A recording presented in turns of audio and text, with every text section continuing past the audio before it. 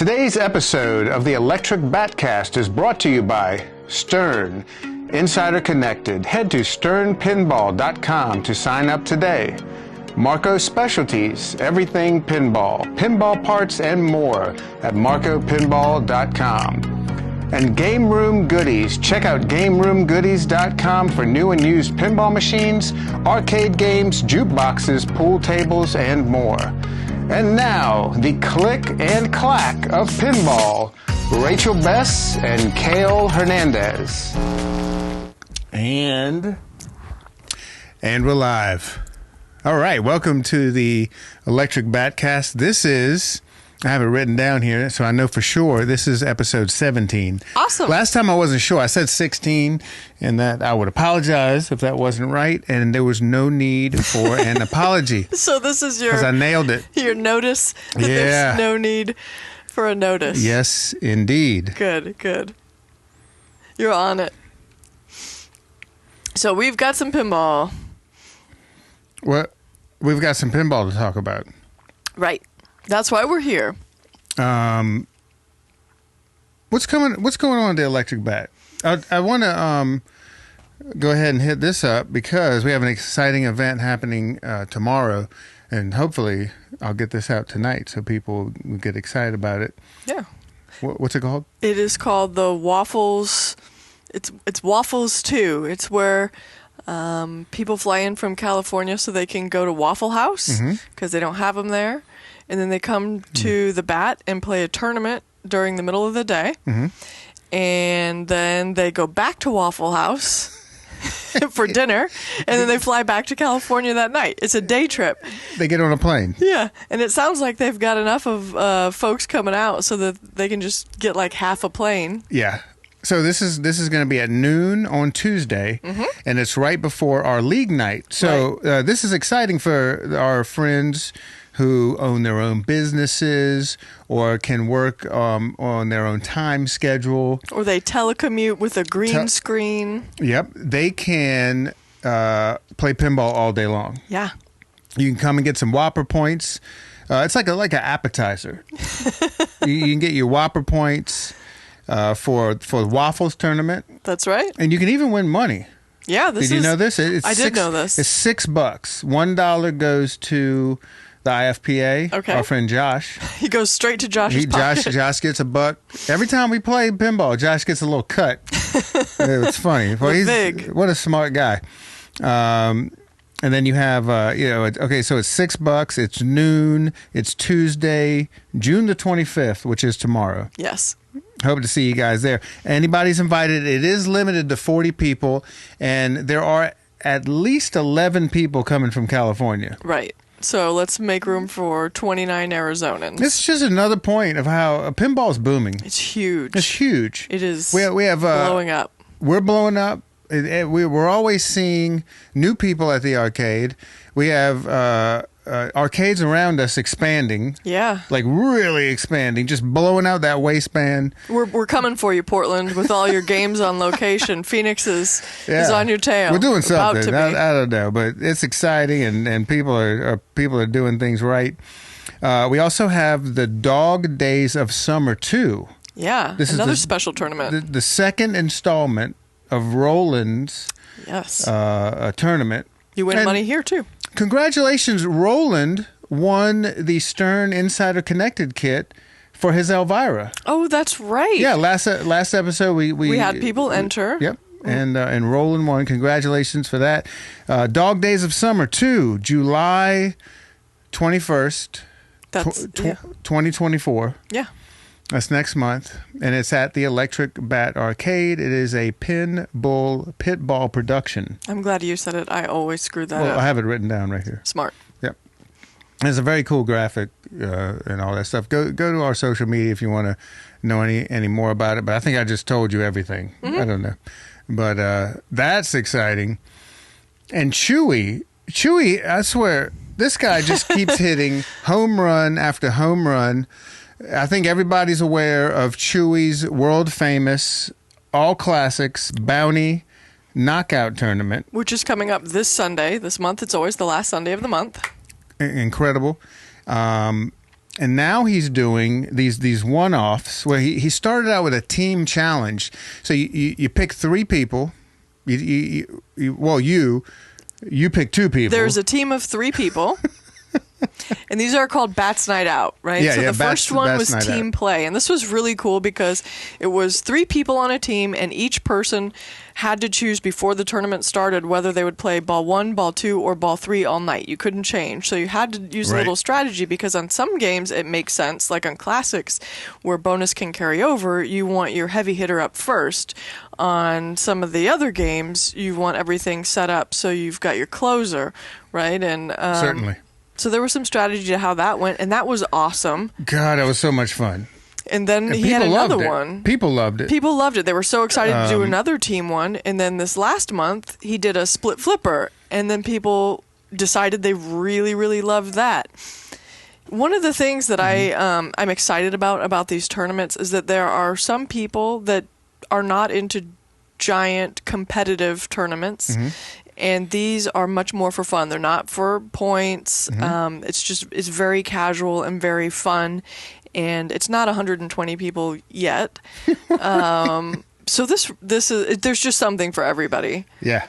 And you get to play in some form or another as a team. You and I were a split flipper team, and we got better scores on games than what we get. I was about to say on league night. Yeah, it was incredible. It was we much fun. We and we were getting gigantic scores, and it was so much fun. And we weren't the only ones doing it. When we would approach a game, yeah, I would tell you, hey, do this as like a strategy, and you were like, oh, I've never tried that before. Are you sure? And I was like, trust me, yeah, right? Yeah. And we won.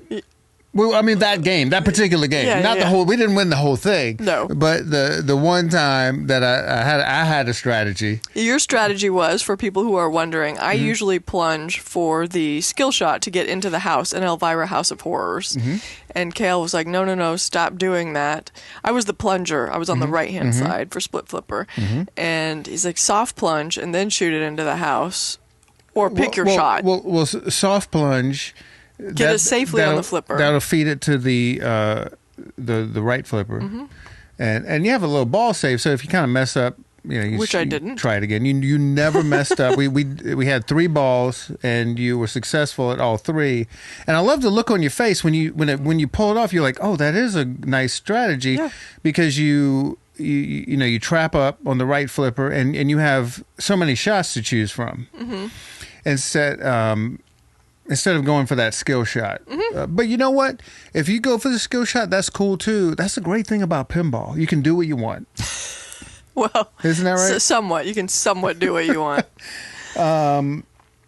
If I get people saying, Cale said I could do what I want while they're sliding things all over the ground. I have a few notes here. Man, we have a lot of questions. We do. And you know what? I usually, the camera that's pointed at us, I usually just have a battery in there. But now I have a gigantic, just a massive external battery, because we have a lot of questions. Oh, yes. So we're going to see what happens here. First thing I want to get into, this was pretty, Nap Arcade got in touch with us, was so excited. Because he believes David Fix from American Pinball confirmed He-Man. He does believe that. We did a whole episode about it where you were not excited. Not excited for American to have that title. But and this is the reason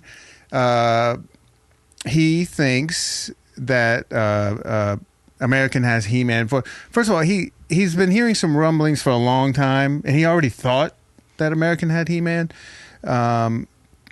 But then David Fix was on the Pinball Magazine Pincast, the Pinball Magazine and Pinball News Pincast. It was like a 3-hour. It wasn't all David Fix, but I guarantee he could talk for 3 hours. But 100%. But he didn't. They had different sections, and he came in for one. They got the shepherd's hook. I think. After. Yeah. He talked for about an hour or so. It's very interesting. What was really interesting, he usually seems to go on podcasts where they are easier on him, a little softer. Yeah. But I think it was Jonathan Justin, They're like, is that nah. his name, Justin? Yeah, Joosten. Dutch. With those European sensibilities, he really hit him hard. Yeah, we call it the no horseshit European journalism. Right. Well, because like the earnings report came out, Yeah, and American hasn't been doing very well. But on the flip side of that, Aimtron's been doing extremely well, which is great for American. Right. And so when those it was leaked that they were looking for people to buy into American, it really seems like they don't need money; they need help. Yeah, they need to go on the Shark Tank of pinball, where they've just got, they've Gary Stern and Marco Specialties and just all of the people that can get things done. Right. But anyhow, when they were like looking for some help or investors or people to buy into American, it really looked like they were wanting people in the amusement field. Which is smart. They're not just wanting capital because they don't need it. Aimtron is doing very well. They're doing all kinds of stuff. And if you want to buy in on it, I think you can get onto the Indian NASDAQ. Yeah, I don't know how to do that, but call once Charles they go public, yeah. Some interesting things David said in this podcast. He admitted Barrio's barbecue adventure was a giant misstep.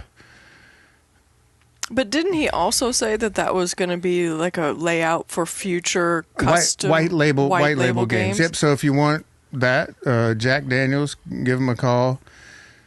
Yeah, I mean, this is another interesting thing he said.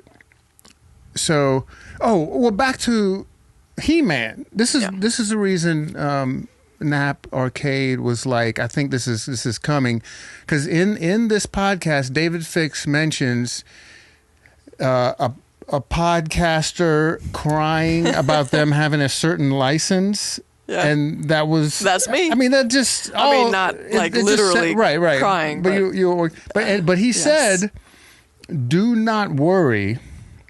It's going to be amazing. It's going to be amazing, and we are going to we're going to knock people's socks off." Because he said, this is the first time the American team was passionate about a license. So they were not passionate about Oktoberfest. They were not passionate about the Viking game, Valhalla. Yeah. But they were just building that. They weren't designing it. What about Galactic? They were not passionate. He admitted they weren't passionate about Galactic Tank Force. I bet Nordman loved that they were completely not passionate about his potentially very cool game. And they were not passionate about the barbecue game. He said this is the first time American team was passionate about the license. Cool. Well, I'm happy about that, but the unfortunate thing is there's a game in between now and He-Man, so they're not passionate about that. They're about to release another game they're not passionate about. Well, let's sit tight. This is going to be awesome. Very interesting stuff. But I still hope the best for them, and it would be amazing if they could get some help between now and then to make sure that He-Man is released with code that works and shots that work, and parts that work.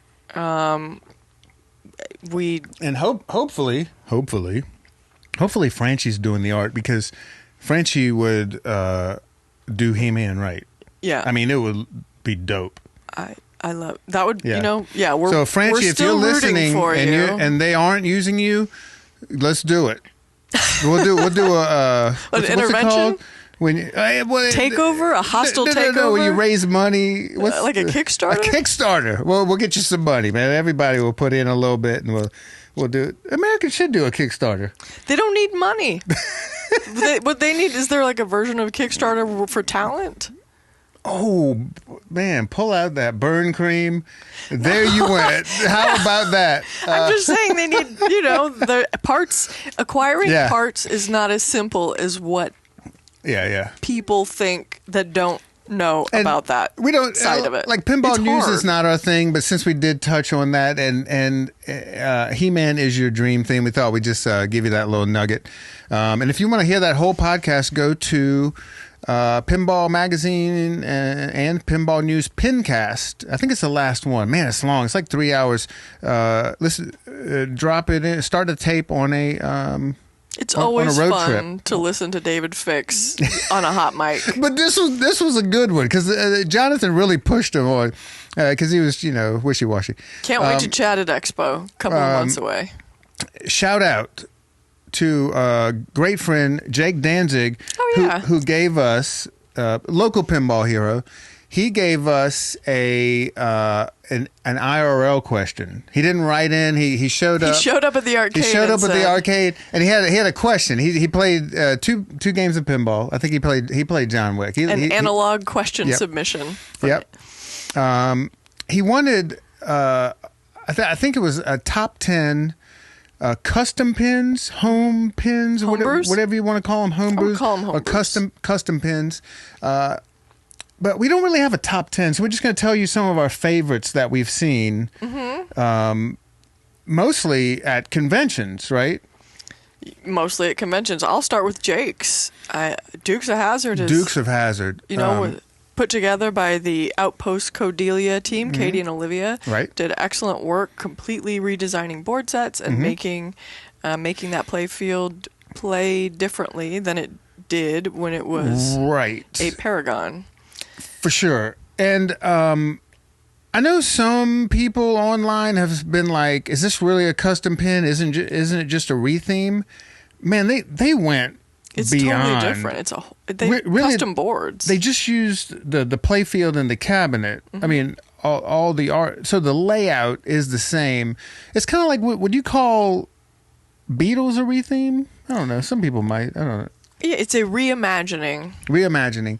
Yeah, because custom rules, they added a multi-ball, so it's like, and if you haven't seen this thing, it's based on a Paragon, but it's a Dukes of Hazzard theme, and if you want to see it in action, you can go to YouTube and search Jake Danzig,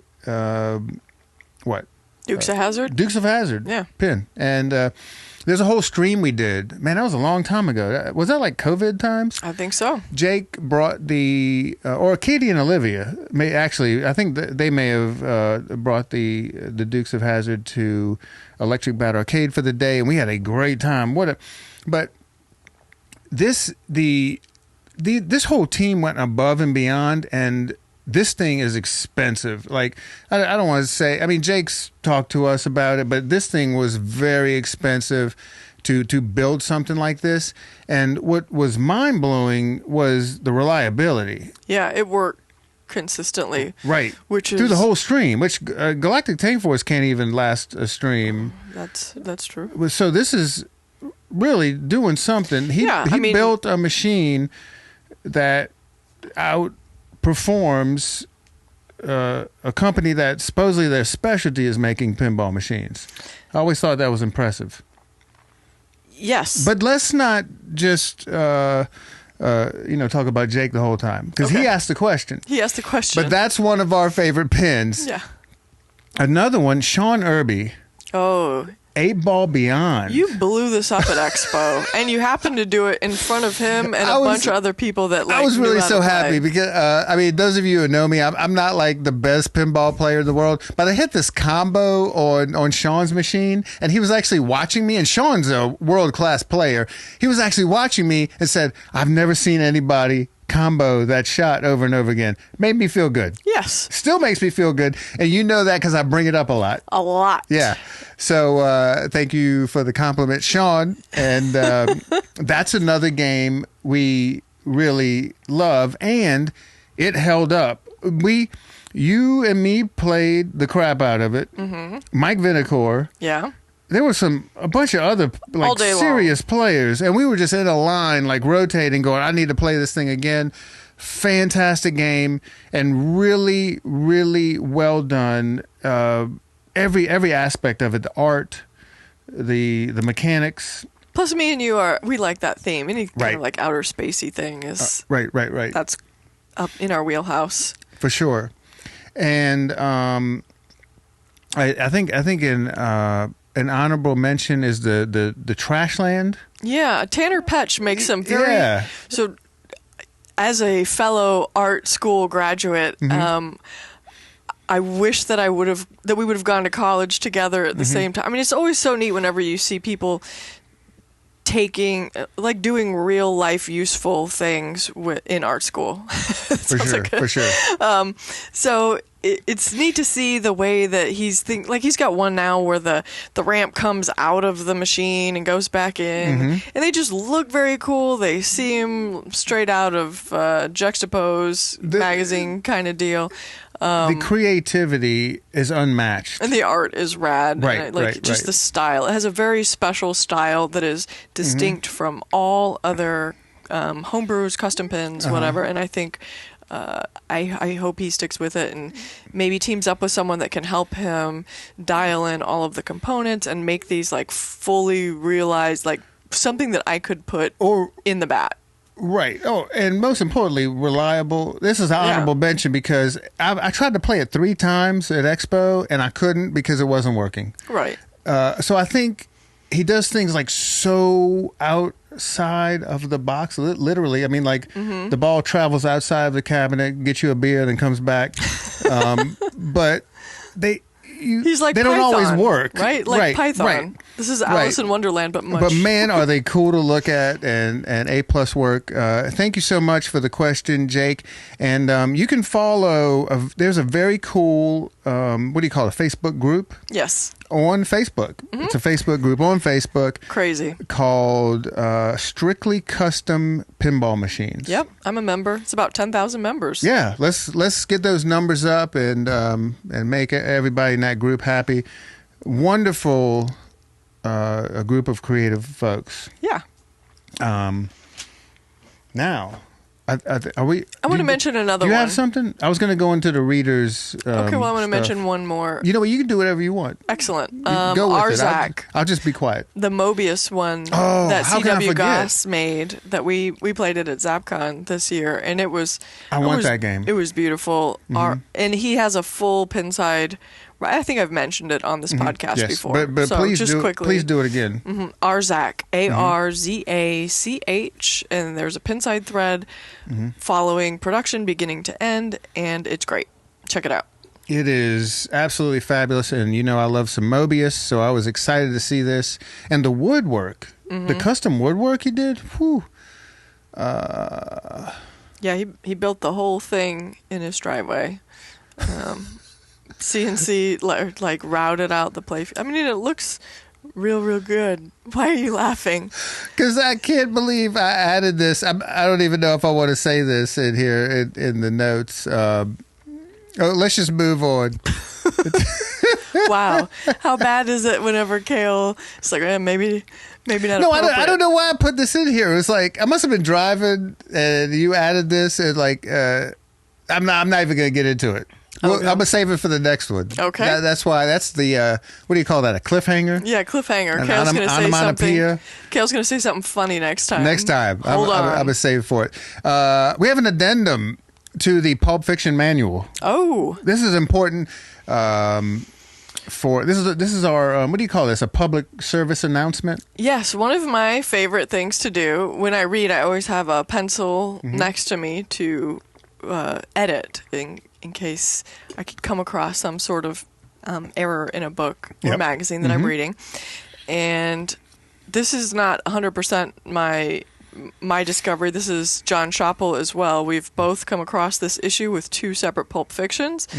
And the manual is mislabeled the fuses. So it says that the bullseye magnet is powered, it goes through F117. It does not. It goes through F118, which if the fuse is not obviously blown and your magnet's not working, it can be very confusing because you've tested everything in line and like, why is this not working? Right. So we figured out that F117 and F118 are reversed. If you have a Pulp Fiction, go ahead and do a little arrow back and forth on that to let you know. This is I coined a new term for this because I love finding these errors so much. What is it? Erratica. Oh, I got goosebumps on that one. Errata. I like Erratica. that. And this is no slight to Butch Peel and the team, No. because that is a amazing manual, and at least it has a manual, unlike Galactic Tank Force. But that was a stab, wasn't it? Yeah. You ran out of burn cream. Now we're into stab cream. No, I'm sorry, America. You guys just make it too easy. But Pulp Fiction does have, I think, the best manual. And Bush just left Chicago. You just told me that. I and, wish him well wherever he went. I like what Butch. a great guy. Mm-hmm. Yeah, wish him well wherever he wants to make manuals. He can come make manuals for us. Yeah, just come around. Yeah, just come out here. Wish you the best on wherever you decide to go. Do some stuff and write books and all that good stuff. Okay. Can we get into the mailbag? Absolutely. Did you say I should start at the bottom? Is that old ones? I think the oldest ones are at the bottom. We have a lot of messages, but start wherever you feel most comfortable. If we're going through all of them, it doesn't matter. Okay. I can't believe you put this in here. From okay, you know what? Let's go with it. Oh God! Roland, one of our local players, he's been going through, and he's catching up with some older episodes. Mm-hmm. So he said on episode 14, you mentioned needing to have balls to do stuff, balls of steel, like end an interview if the audio equipment sucks. Can you talk more about this and how you've used your ability to have balls in other situations, like? Hey, this situation sucks, or you're not meeting my bare minimum, or this is a waste of my time until we do it the right way cases. Is that directed at you? I believe it is. Both of us can take that. Yeah, well, we both have. Have we been in a situation like that? We've been in many situations like that, and I think that just comes with age. At the bat? Oh, not necessarily at the bat, because we're kind of in charge. I mean, we have, of course, we've come across situations that have been like, this is untenable. Mm-hmm. We need to either end this or change this. Right. And that happens. I mean, there's to everybody, right? But as you get older, I think it becomes easier. Sure.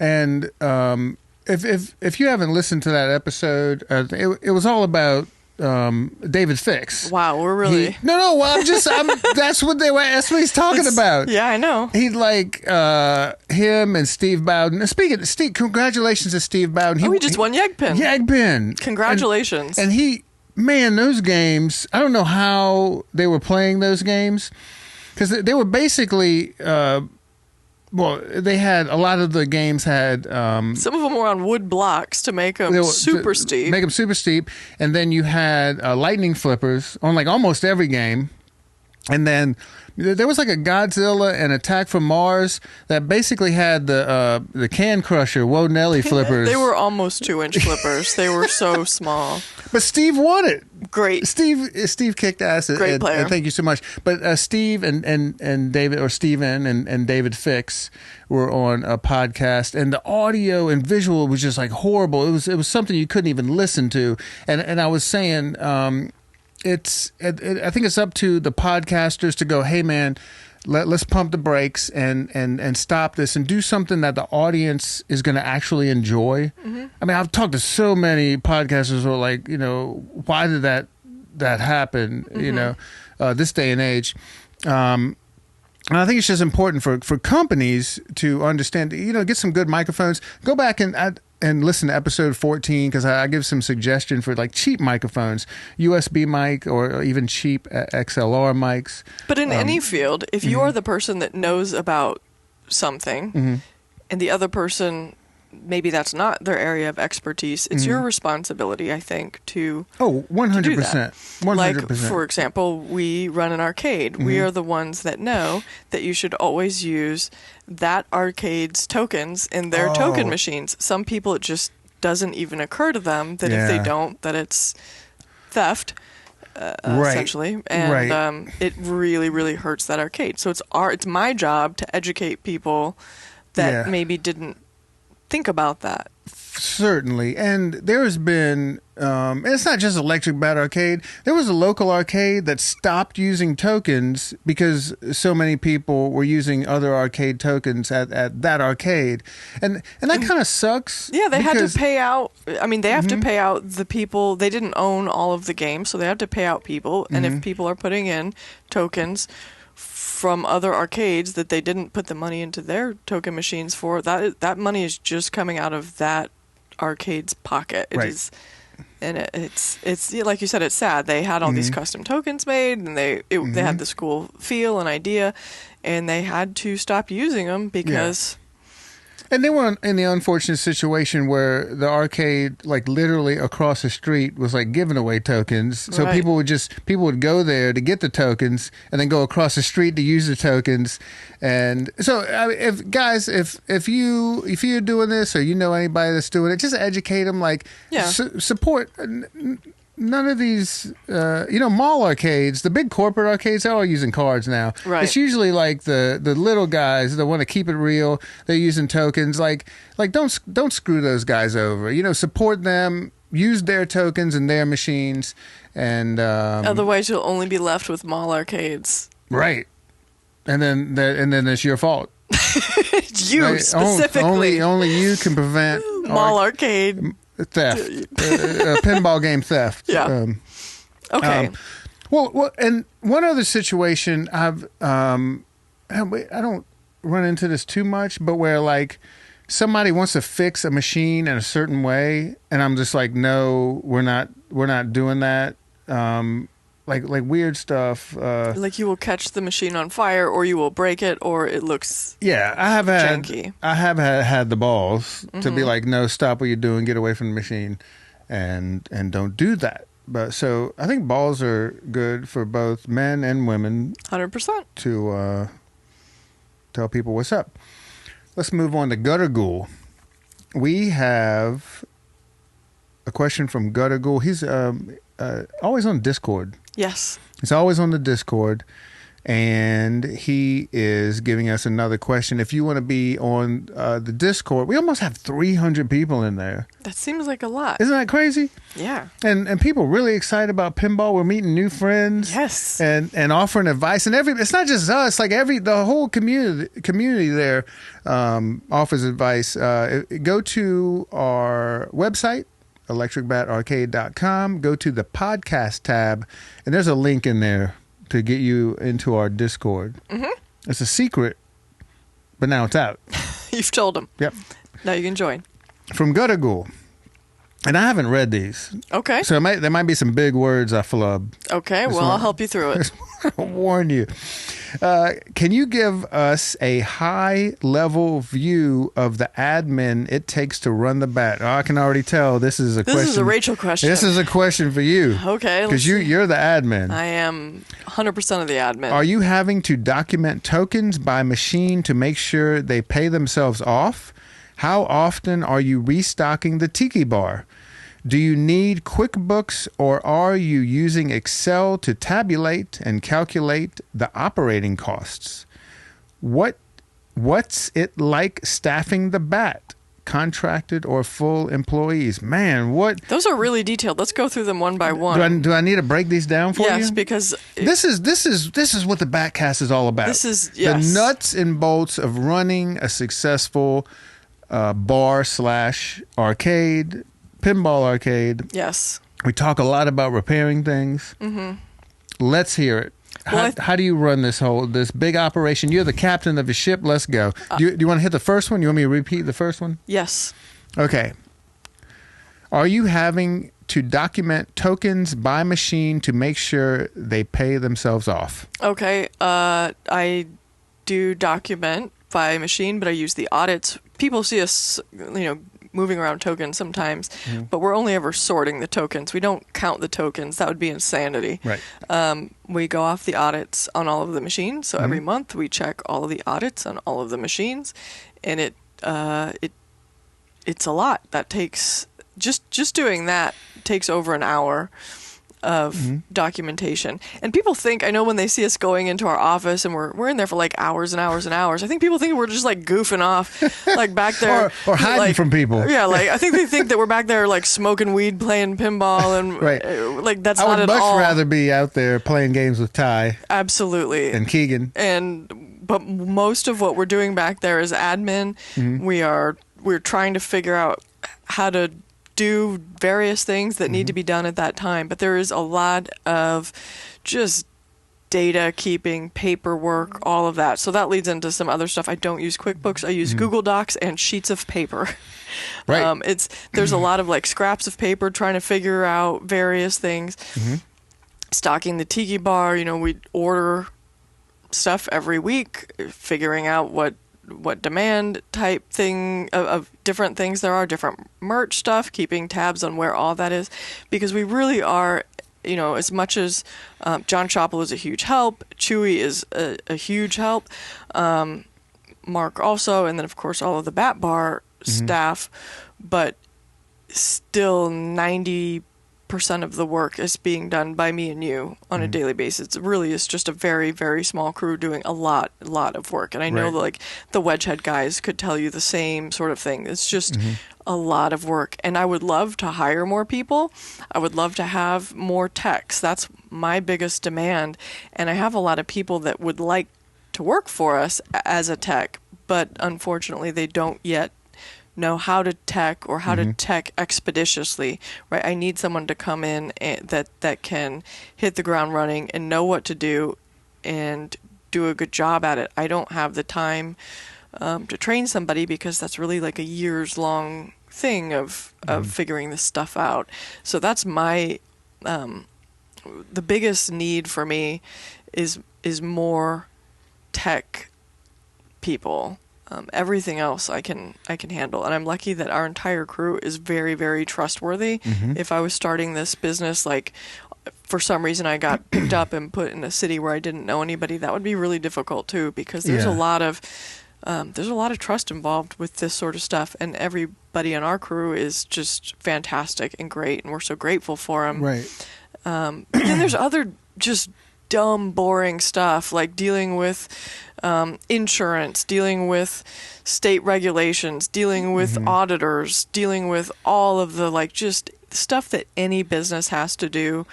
There's a lot of it. I would say that 85% of my work is admin based, right, behind the scenes sort of stuff. Another one reason we're really lucky is this has all happened over 5 years where like it started out with just like you doing everything, but before there was a bar in the arcade, right? You and Mark. Then I came aboard. Thank you for hiring me. You came in like 4 or 5 months into it. Yeah, and then Chewy, he comes in, but it was actually a very slow roll. Actually, you and I were some of the first people working at the Tiki Bar. Yes, I remember. I had no idea what I was doing. I was a bartender. I got a bunch of books and I was shaking you the were drinks. Practicing at I was home. practicing. Yeah, that was a lot of fun. But it was a very slow roll to like find all these people and really kind of stress free. These people kind of like fell into position. We were very lucky in that manner, and we're truly friends with all of these people. Yes, these are all people that everyone that works for the Electric Bat, and some of them are contractors and some of them are employees. Just it varies. I would have them all over to my house. And they could spend the night. And if they're listening, we're going to have a barbecue and slumber party as soon as it's not 150 degrees. It's a very small house with concrete floors. So the concrete floors are great in the summertime. Yes, man, I lay on them. Yeah, so does the cat. Yeah, I'll lay on them straight out of the shower. I think you touched on everything. Well, you did a great job. That's you are an excellent question answerer. Thank you. Yep. Okay. You ready to move on? Yeah, and if people have specific questions about like the details of some of those things, I mean, sometimes that seems kind of dry, but it's also the stuff that I wish I knew that I had no idea about this stuff. Right. You know, I have the air conditioner man on speed dial. Find a good Oh AC my man. God, you if you're have on. to. In the summertime, Yeah. Arizona, we have the most amazing AC guy. Yeah, hit me up if you need an Yeah, AC guy. if you're in Arizona and need an AC guy, hit us up because we have this dude doesn't sleep. And he's amazing. I can't. He's a robot. Thank you, Gutter Ghoul, for coming out and playing with us, and also playing the game of sending us questions. He really keeps us going. Yes. I don't know if we'd have a podcast if it wasn't for Gutter Ghoul. He has great. He's very thoughtful. Yes. This is from It's Me, AJ. Okay. AJ Yeah. has the location and also like a bakery. That's so cool. Yeah. It's me, AJ, on Discord. Not sure if it's been asked or not, but do you think placement has a lot to do with earnings of specific games? Like you mentioned, Elton John was moved and it dropped in earnings. Do you think where it was placed has anything to do with that? Yes, this is the Trader Joe's thing. They don't just switch around the store for no reason. They want you to look at new things. So partly moving a game can increase its earnings or it can decrease its earnings, right? Because there's prime spots, the spots that you see when you first walk into the arcade. Those are good. End caps are always higher earners because Right. you know you can stand around. Your friends can hang out at those games a little easier. And then if you put them kind of in the corner, there's a certain group of people that would prefer those. Maybe some of the more introverted people don't want to be in the middle of the room and have people watching them. That's me.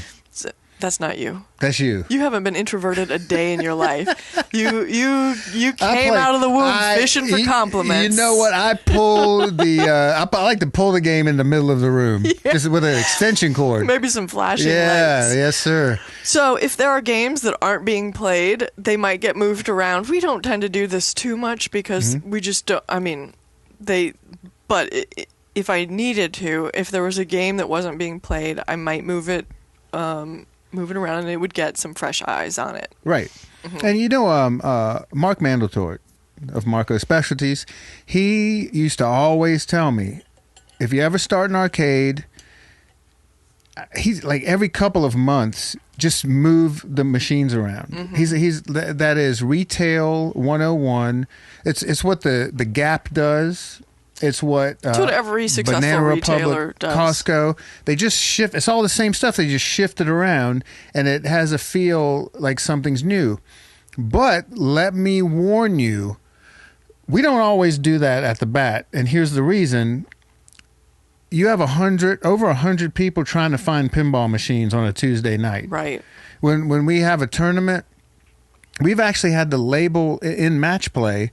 We've had to label pins, which room they're in, which we have 3 rooms in the bat, and which room they're in to help people out. So that's, it's a give and take. We really try to never switch around more, like maybe switch 2 machines, or if one goes in the back, like certainly no more than 3, because like you said, that does just create a little bit of chaos. Yeah. And then sometimes, like whenever we moved Elton John, when John Wick came in, a bunch of people like, oh, I miss Elton John. Where's Elton John? Like, well, it's in like, the corner. Just turn your head a little bit, just a little bit to the left, and you'll see. Oh, right there it is. So yeah, cool. Do move them.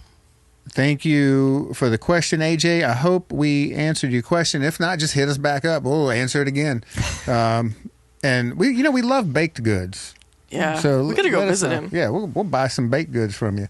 Okay, I think we have a long question here.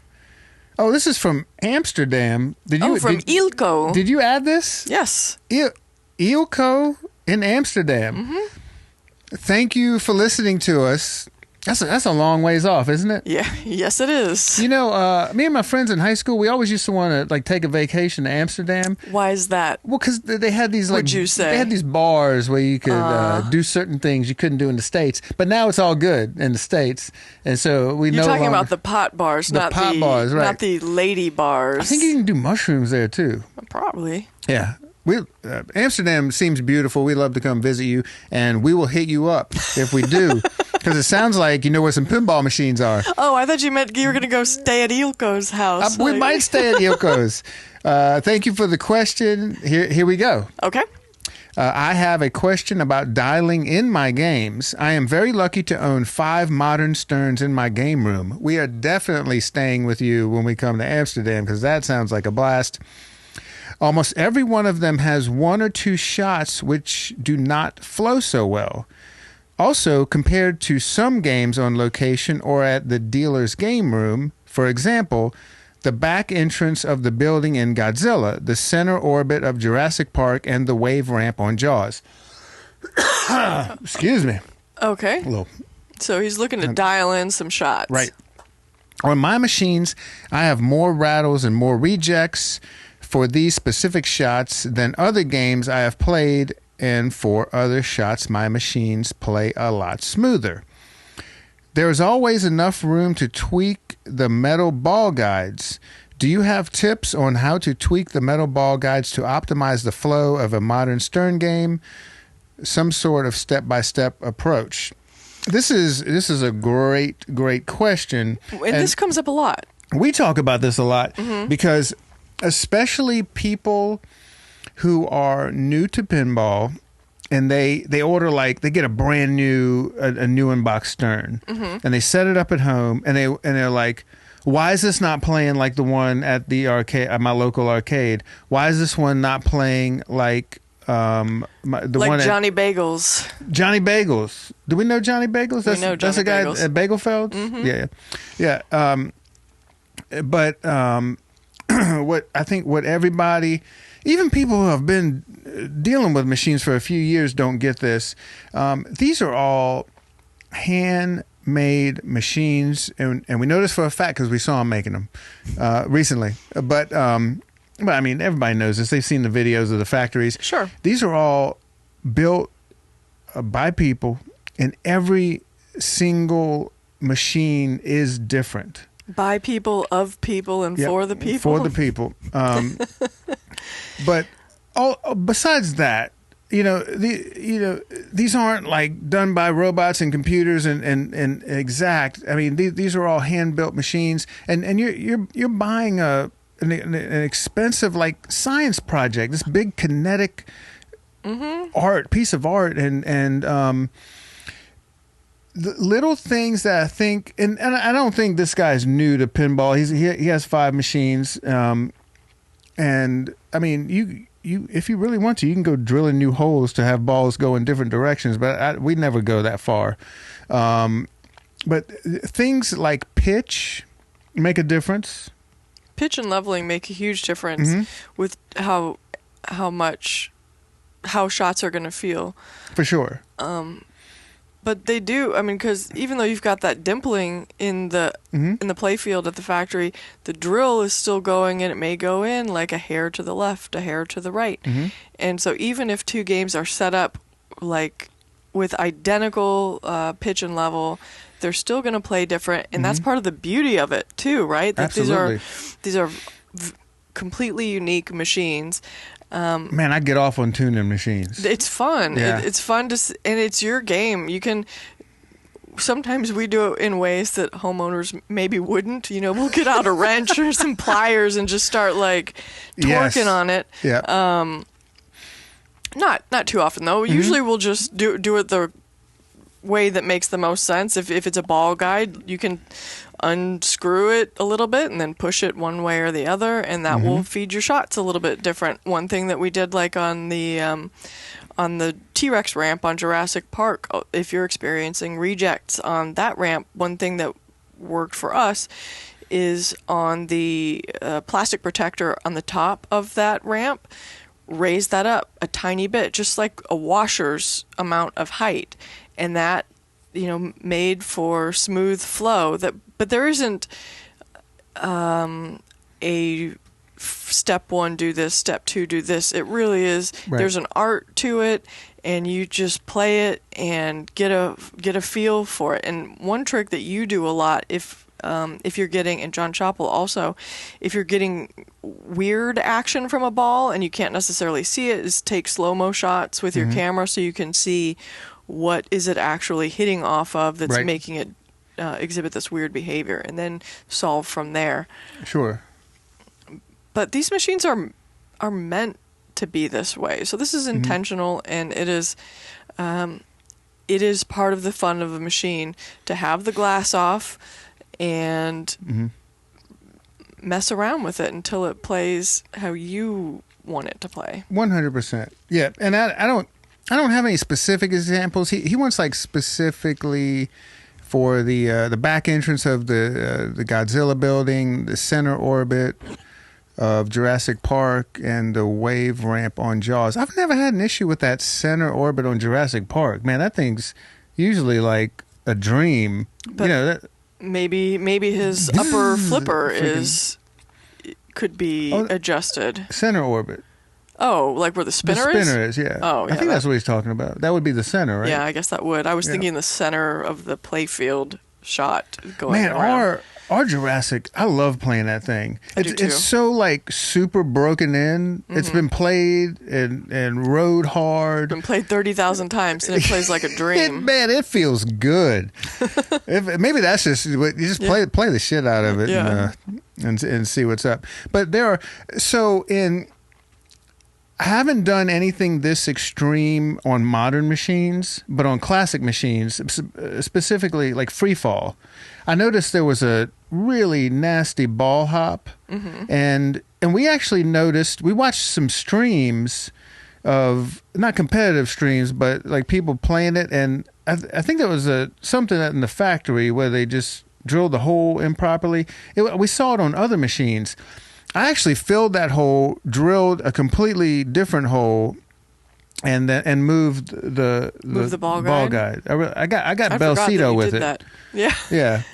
Jim he's the champion of like, let's just put a screw in the middle of this ramp so it plays how I think it should play. Right. And to not be afraid to do that. For sure. And that's extreme. But. And we're talking about Jim Bellcito of Southern California fame, Indus fame. He just hosted the World Championships of Pinball. Yeah. Fantastic human being. Go check out IE Pinball stream to see that whole thing. But he drills new holes in machines. He moves ball guides. He gets the machine playing to the way he likes it, and the way he thinks the competitors will like it also. Yeah, a lot of what he's doing is to make it so that you can't just repeat a certain shot that's lucrative over and over. So he may even add like extra gates or things like that. Yeah. Or a screw in the middle of a ramp. But yeah, play it how you want to play it, and don't be afraid to move. I don't want to tell people to start grabbing pliers and bending stuff. No, but that's I do that. We do that. But we also we didn't start out doing that, right? Right. And you're not cranking on it. It's just like sometimes on the end of a ball guide, you may want it to just hook a little one way or the other. For example, we had this in Mando and Stranger Things. From the left orbit, the ball would hit. It wouldn't go straight to the left flipper. Now, Hitch can change that. I like it to go there on both of those machines. I like it because it is more of a challenge if it hits the slingshot and starts bing bang bonging everywhere. I don't think that's fun. Yeah. We try to get it to where it's going to hit that flipper, and even on a brand new machine, we just got a brand new Stranger Things, and we had to do slight adjustments to that to get it to play how we want. I mean, it's just like buying a guitar, or a drum. That's a good analogy. Yeah, like you might need to lower the action, you might need to raise the action, you might need to change the strings to get it to play the way you want it to play. I hope there's enough musicians listening to where they actually understood that. Well, but if not, you get the feel. Get the gist. Yeah, they get the feel.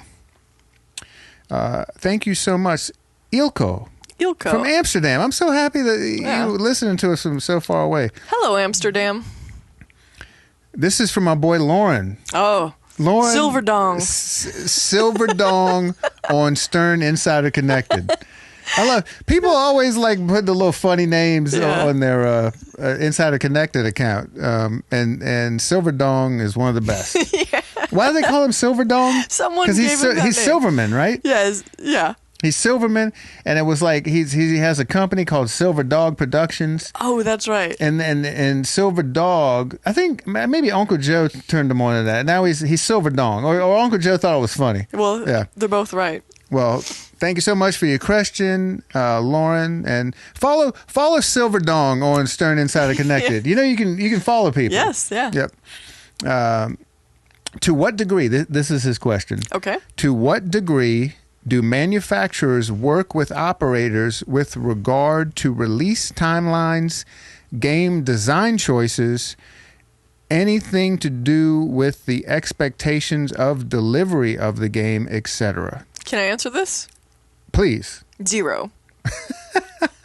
They work with operators, 0. Yeah. Because they are, they're beholden to their own books. They have their own financial schedules. They have their own... They know how to design a game. I don't know how to design a game. I will say that we have casually worked with manufacturers to give them ideas for things that would be beneficial to operators on the back end. So there's a lot of stuff in like audits or even with Insider Connected, things like that can be, but they're certainly not like, we're not contracted by them or anything. We just happen to have friends over there like, hey, wouldn't it be cool if this? Right. But they don't ever, none of the manufacturers care about, not that they don't care, it's just not, that's not how they make decisions. Right. But they do work sort of more closely with some of the bigger distributors. Yeah, some of the distributors. Because they might need to... They run into issues where they have to plan, like, hey, what's coming out? Because they only have so much warehouse space, stuff like that. I think they work a little more with some of those folks, and maybe let them know what's going on. But that's give still them a little not heads up.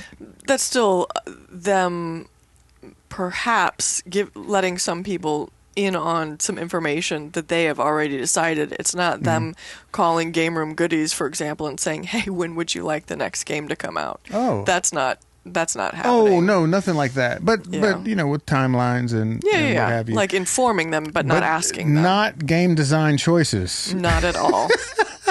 Not game design, not game theme, not... They don't want to take game design ideas from me because I've never built a pinball machine. Yeah, right. Yeah. We don't know anything about that. Yeah, they have the team, they have the talent, and they're all making cool games. Mm-hmm. Although we do have a suggestion for a manufacturer. For a certain manufacturer? Yeah. Well, which one? G.I. Joe. Oh. Not just for any manufacturer.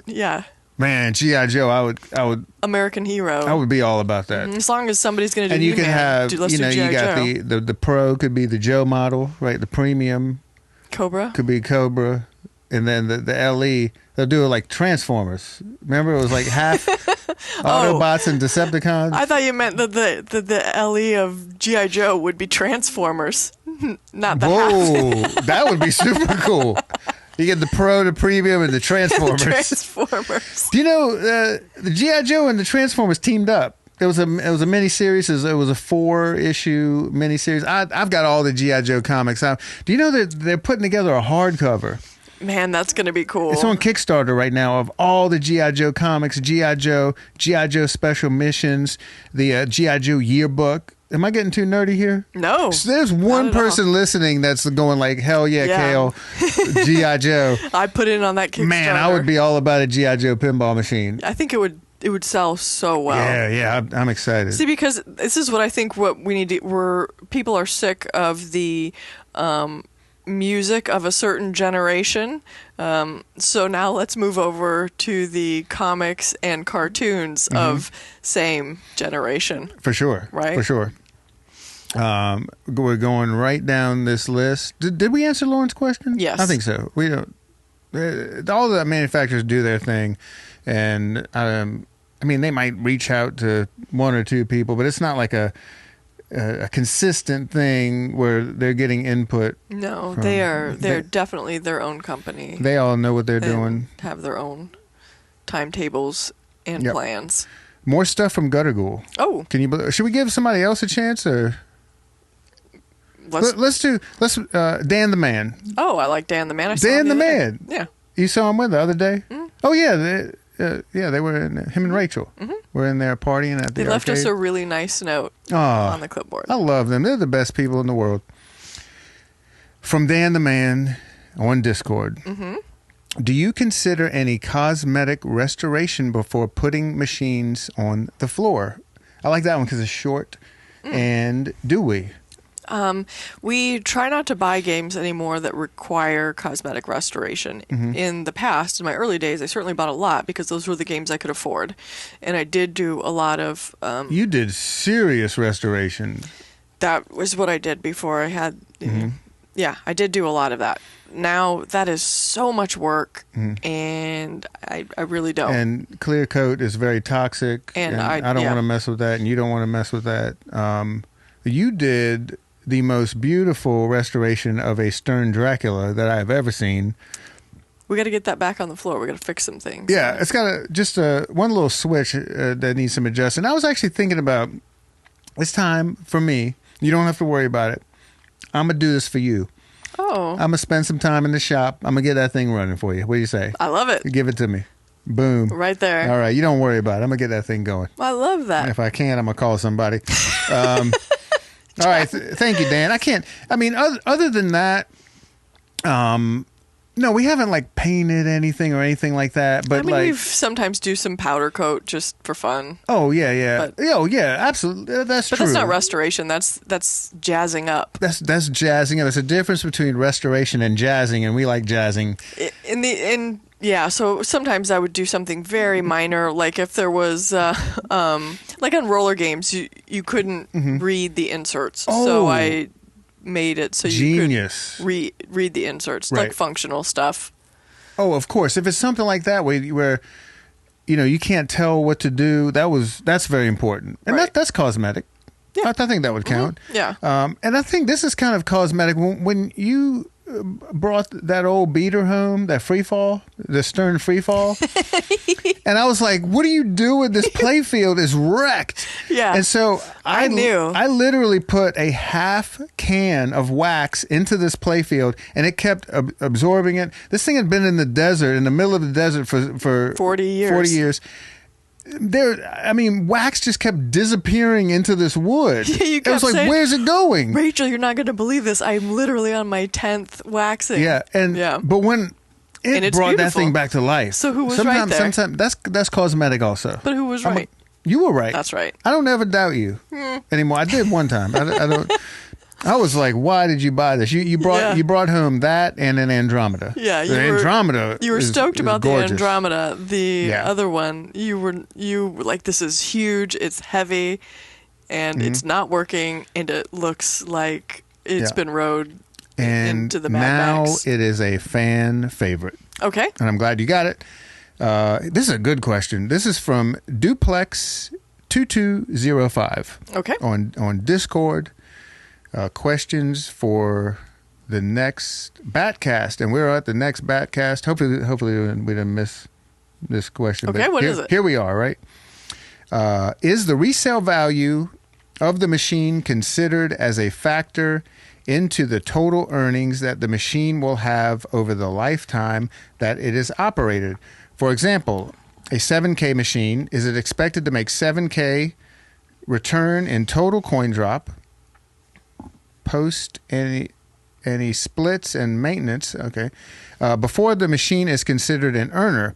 Or is it that there is an expectation that the machine will be worth 3.5K after XX time, and therefore the machine is considered an earner after it is made 3.5K? Okay, so they're asking if I consider it earning after it's paid for itself or before it's paid for itself, and how much resale value is a factor. Yeah. That's a good question. It is a good question, and part of that question can be answered with, we almost never sell machines, although if you're looking for a Galactic Tank Force, hit me up.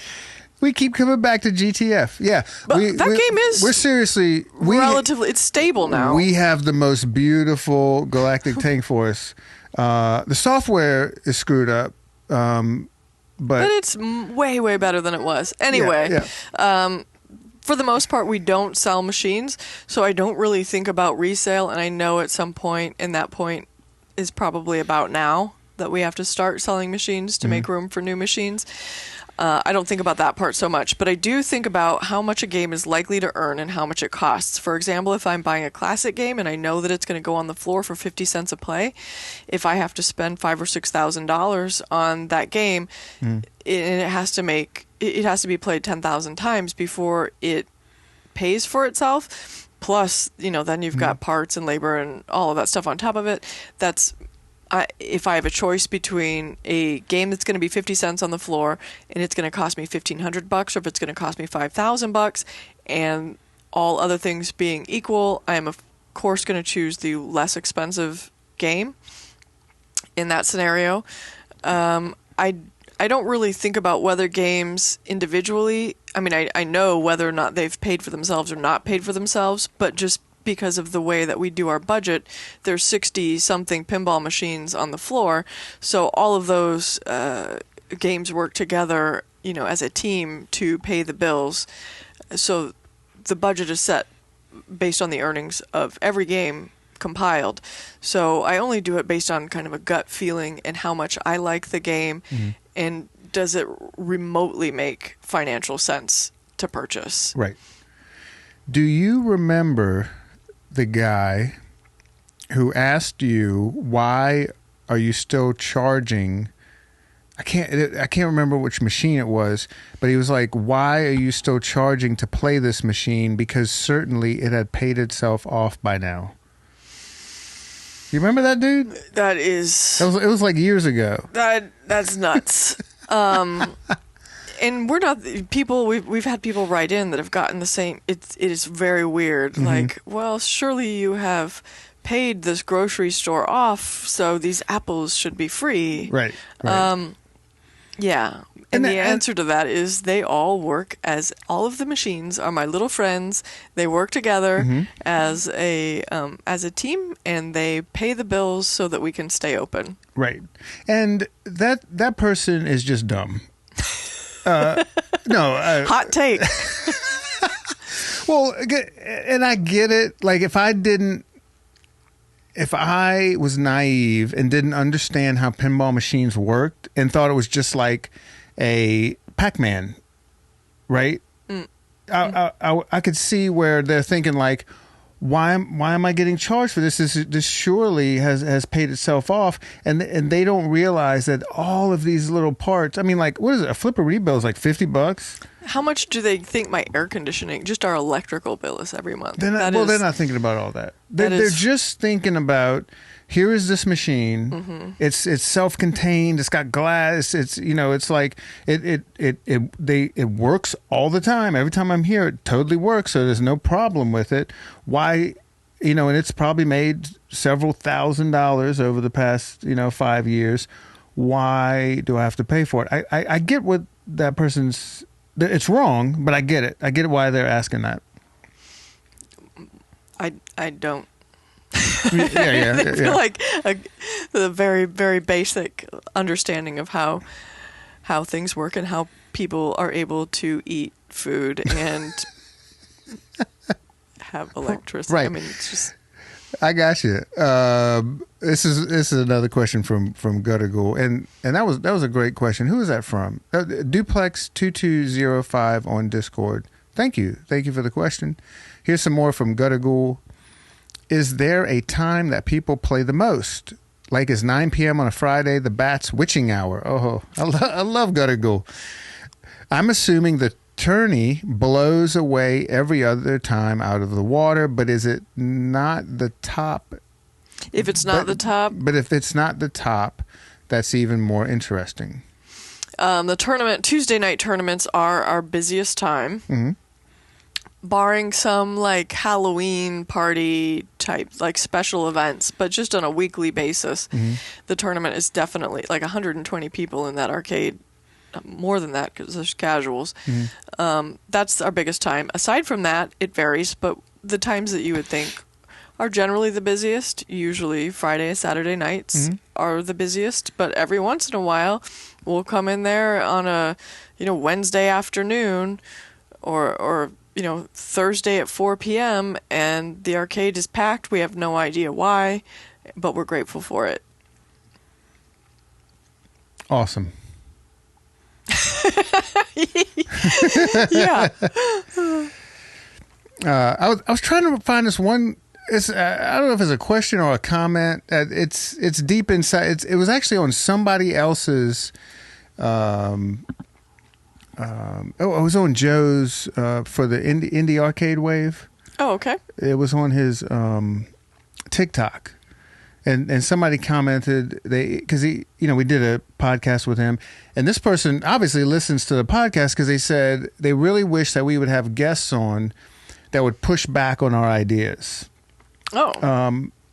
And interesting question, but this is not a forum. But also push back on our ideas about what? That I wouldn't buy a game that caught. I mean. Well, I guess just anything. Like, there was no example. It was I would just like an example. If that person is listening, please send me an example or push back on my ideas or find somebody that would, because I'm genuinely interested. If someone can help me run my business better, geez, thanks. Please. Yeah. Please do. But it could be, this is, from judging from the name of the account, I think it was like a pinball person. And it could have been simply like, do you throw away the Stern pinballs as soon as you get, it could be stuff like that. I don't think it was like, oh, I can't believe you're not using QuickBooks, You know what I'm saying? The functionality. But if anybody wants to has any questions or comments, you know how to do it. Yeah, as long as you're not like super rude. I really welcome opposing ideas. I like the rude shit. I don't. Send that to him. There's this one guy that keeps giving us shit on YouTube. You never see this stuff. I don't look at the. But I think he was a little angry about us giving Americans such a hard time. And he said, look, I have all of Americans' games on route and they work perfectly. And is he there all the time? How would he know? Well, I know. And you and I have both seen this because there's a local arcade here, and we're good friends with everybody that works there. And the same thing happened with another arcade out of town. When we first had our Galactic Tank Force and had all these issues with it, we got in touch with the owners of these two arcades. And they were like, oh, no, we're having zero problems with Galactic Tank Force. It's working perfectly.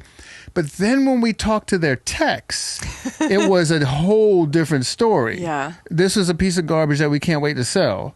And one eventually did end up getting rid of it, and the one's kind of like dealing with the issues. So a lot of times, you have arcades that aren't getting the amount of plays, and maybe you don't have players that know how the machine is supposed to work. Right. A lot of the issues, aside from total freezing and things like that, if you didn't know, a casual player may not understand that they are not supposed to be in multi-ball the entire game. Right, sure. Things like that, where the game is still technically playable, the flippers flip and 100. Things are happening. I think that's a lot of the issues that happen on route games, where the operators are not necessarily on site to see. Yes. Right. That happening. 100%. Like most recently, Ty and I played a game. We hadn't played Galactic Tank Force in so long, and David Fix is like, oh, it's working much better now, so let's put it to the test. We played a 2-player game, and it did that same thing where it lost track of balls.